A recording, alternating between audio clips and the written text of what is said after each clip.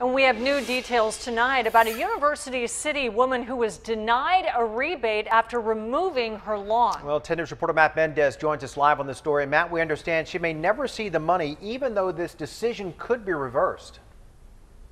That's right. The rebate program got so popular, they actually ran out of money. This is Jean Hamler's front yard. It's just full of dirt and wooden chips. She was hoping to get rid of her green to earn some green, but the chances of that happening now are very slim.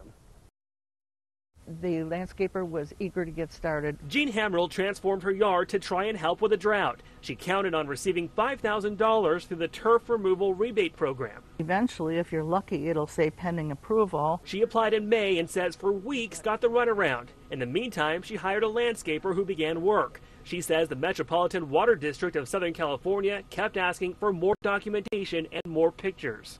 Looking from this direction, looking from that direction.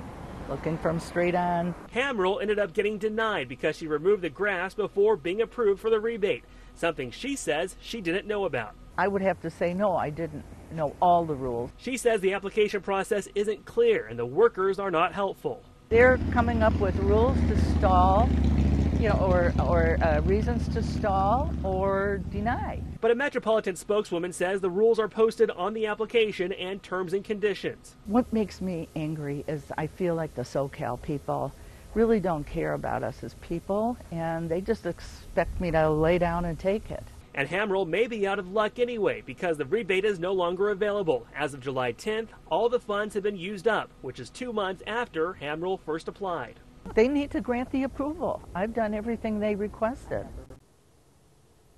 Hamrell also filed a second application to do her backyard, but Metropolitan says you can't file more than one application for the same property. We're live in University City. Matt Mendez, 10 News. A lot of people wanted to be part of that program. Thank you, Matt.